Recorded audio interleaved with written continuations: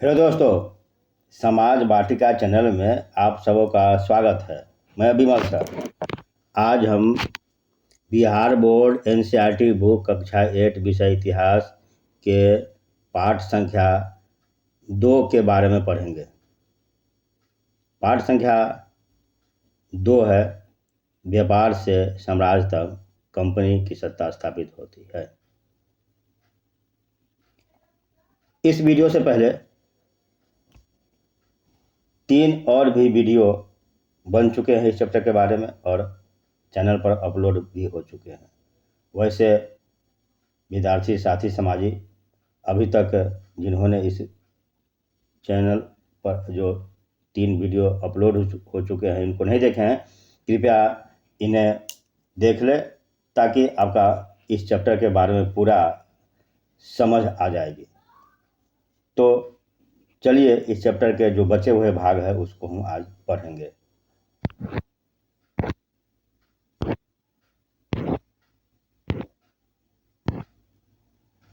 आज देखेंगे टीपू सुल्तान शेर ए मैसूर। तो इसे शुरू करने से पहले आपसे पुनः आग्रह है, रिक्वेस्ट है कि इस वीडियो को लाइक और शेयर करें तथा बेल आइकन को दबाएं ताकि आप जो भी यानी इस चैनल में जो भी वीडियो बने वो पहले आपके मोबाइल के स्क्रीन पर पहुंच जाए तथा यह जो चैनल है समाज वाटिका चैनल, इसे आप सब्सक्राइब भी करें। तो चलिए शुरू करते हैं टीपू सुल्तान के बारे में, यानी शेर ए मैसूर। टीपू सुल्तान को शेर ए मैसूर भी कहा जाता था। शेर ए मैसूर के नाम से वह विख्यात थे। कैसे थे, क्यों इन्हें शेर ए मैसूर कहा जाता था, इसके बारे में हम आगे अध्ययन करेंगे। तो शुरू करते हैं। टीपू सुल्तान शेर ए मैसूर। जब कंपनी को अपने राजनीतिक और आर्थिक हितों पर खतरा दिखाई दिया तो कंपनी ने प्रत्यक्ष और सैनिक टकराव का रास्ता भी अपनाया। दक्षिण भारतीय राज्य मैसूर के उदाहरण से यह बात समझी जा सकती है। हैदर अली, उसका शासन काल रहा 1761 से 1782 तक और उनके विख्यात पुत्र टीपू सुल्तान, इनका शासनकाल रहा 1782 से 1799 तक। जैसे शक्तिशाली शासकों के नेतृत्व में मैसूर काफ़ी ताकतवर हो चुका था। मालाबार तट पर होने वाला व्यापार मैसूर रियासत के नियंत्रण में था, जहां से कंपनी काली मिर्च और इलायची खरीदती थी। 1785 में टीपू सुल्तान ने अपनी रियासत में पड़ने वाले बंदरगाहों से चंदन की लकड़ी, काले मिर्च, इलायची का निर्यात रोक दिया।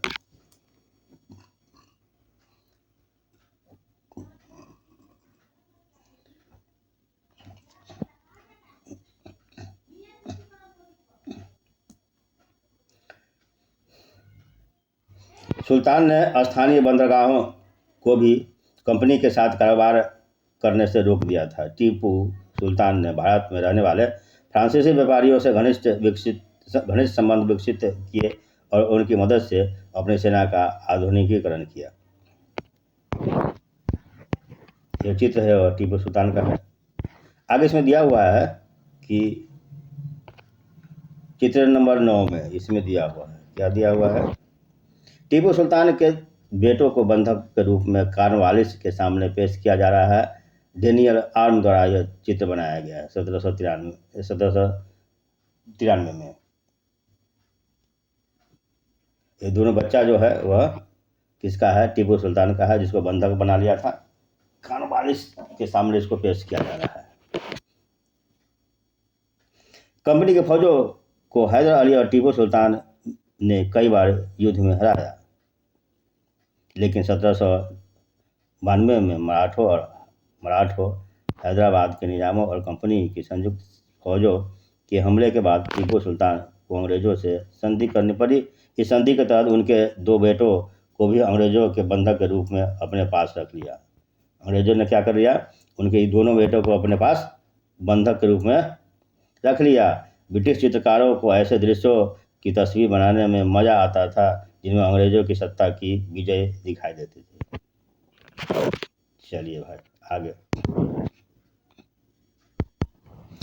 टीपू की एक कहानी सुन लेते हैं, देख लेते हैं क्या है कि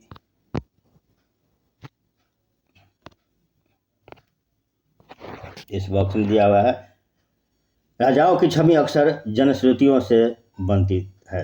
प्रचलित किस्सों में उनकी ताकत का खूब यशगान किया जाता है। 1782 में मैसूर के राजा बने टीपू सुल्तान के बारे में कहा जाता है कि एक बार वे अपने फ्रांसीसी दोस्त के साथ जंगल में शिकार खेलने गए थे। वहाँ एक शेर उनके सामने आ गया। उनकी बंदूक ने मौके पर साथ नहीं दिया और कटार भी जमीन पर गिर गई। फिर भी टीपू ने निहत्थे ही शेर का मुकाबला किया और आखिरकार कटार उठा ली। अंत में उन्होंने शेर को मार गिराया। इसी के बाद से उन्हें शेर ए मैसूर कहा जाने लगा। उनके राजसी झंडे पर शेर की तस्वीरें होती थी, तो यही रीज़न है उन्हें शेर ए मैसूर कहे जाने का।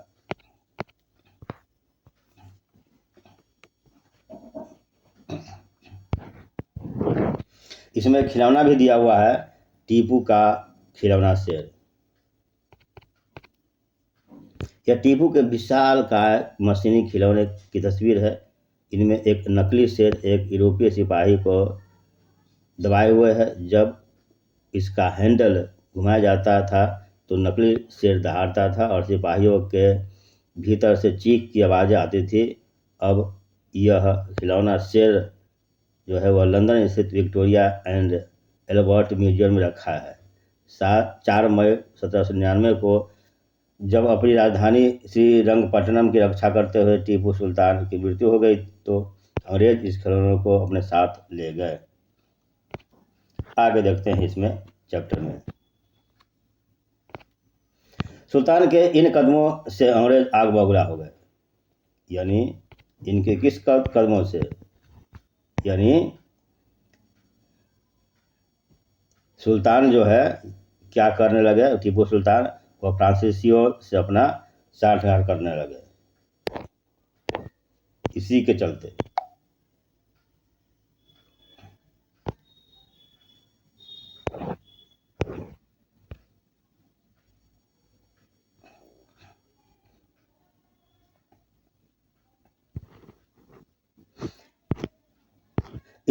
क्या हो गया, सुल्तान के इन कदमों से अंग्रेज क्या हो गया, आग बबूला हो गए। उन्हें हैदर अली और टीपू सुल्तान पर बहुत महत्वाकांक्षी, घमंडी और खतरनाक दिखाई देते थे। अंग्रेजों को लगता था कि ऐसे राजाओं को नियंत्रित करना और कुचलना जरूरी है। फलस्वरूप मैसूर के साथ अंग्रेजों की 4 बार जंग हुई। 1767 से 1769 में, दूसरा 1780 से 84, तीसरा 1790 से 92 और चौथा 1799। श्रीरंगपट्टनम की आखिरी जंग में कंपनी की सफलता मिली। अपनी राजधानी की रक्षा करते हुए टीपू सुल्तान मारे गए और मैसूर का राजकाज पुराने बोरियार राजवंश के हाथों में सौंप दिया गया। इसके साथ ही मैसूर पर भी संधि यानी सहायक संधि थोप दी गई। आगे है मराठों के साथ लड़ाई। देखते हैं कि मराठों के साथ लड़ाई किस प्रकार हुई। 18वीं शताब्दी के आखिर में कंपनी मराठों की ताकत को भी काबू और खत्म करने के बारे में सोचने लगे। 1761 में पानीपत की तीसरी लड़ाई में हार के बाद दिल्ली से देश का शासन चलाने का मराठों का सपना चूर चूर हो गया। उन्हें कई राज्यों में बांट दिया गया। इन राज्यों की बागडोर सिंधिया, होलकर और गायकवाड़ और भोसले जैसे अलग अलग राजवंशों के हाथ में थी। ये सारे सरदार एक पेशवा यानी सर्वोच्च मंत्री के अंतर्गत एक कन्फेडरेसी राजमंडल के सदस्य थे। पेशवा इस राजमंडल का सैनिक और प्रशासकीय प्रमुख होता था और पुणे में रहता था। महादजी सिंधिया और नाना फडणवीस 18वीं सदी के आखिर के 2 प्रसिद्ध मराठा योद्धा और राजनीतिक थे।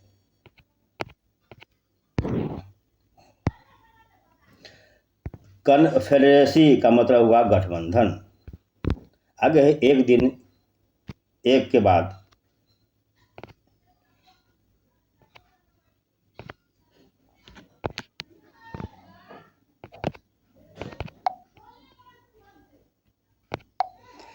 एक के बाद एक कई युद्धों में कंपनी ने मराठों को घुटने टेकने पर मजबूर किया। पहला युद्ध 1782 में सालभाई संधि के साथ खत्म हुए, जिसमें कोई पक्ष नहीं जीत पाया। दूसरा अंग्रेज मराठा युद्ध 1705 कई मोर्चों पर लड़ा गया।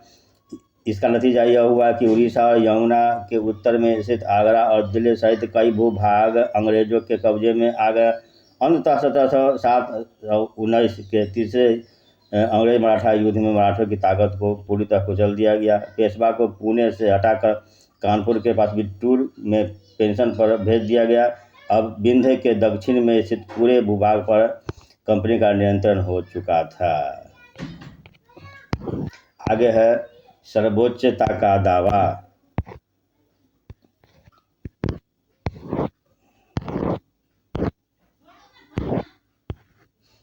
तो सर्वोच्चता का जो दावा है, इसे हम दूसरे वीडियो में देखेंगे, क्योंकि यह वीडियो काफ़ी लंबा हो चला है और हम वीडियो को छोटा छोटा ही रखते हैं ताकि पढ़ने और समझने में आसानी हो।